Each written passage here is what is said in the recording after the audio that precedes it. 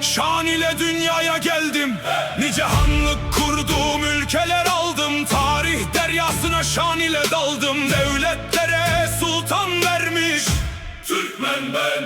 Oğuz Han'ım hükümdarlık kaşıdır, Türkmen tarihinin gevher taşıdır.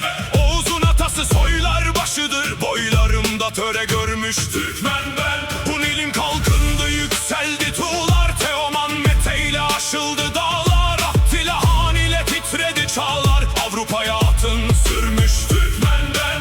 Barlar boyu şanla Nisa'da durdu, orada ulu bir devleti kurdu. Roma'ya rakipken atını sürdü, Büyük İpek yolunu açmış Türkmen ben. Göktürklerim Türk adını taşıdı, Bumin Kağan bu devletin başıydı. İstemi Han Yabgu oldu, yaşadı, Orhun yazıtını vermiş Türkmen ben. Karlık olup Karahanlı devlete geçtim, İslamiyet geldi, hak yolu seçtim. Divanla Kutadgu Bili'yi açtım, Yusuf Bey'e ilham vermiş Türkmen ben. Alptekin Gazneli devletin kurdu, Sebüktekin Hind'e orduyu sürdü. Oğlu Mahmut Sultan Şam'la oturdu, Hindistan'dan peller sürmüş Türkmen ben. 11.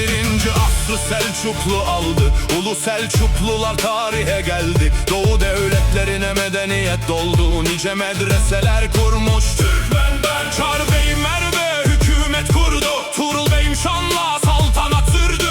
Alp Arslan orduyla Anadolu'ya vardı, Malazgirt'te Bizans'ı vurmuş Türkmen. Şehirlerde ulu cami kuruldu, kervanlar yürüdü, handa duruldu. İrfan yuvasında ilme varıldı, Harezmi Biruni vermiş Türkmen ben. Çektiler Haçlıların önüne, Doğu'yu kurtarmak girdi gönlüne.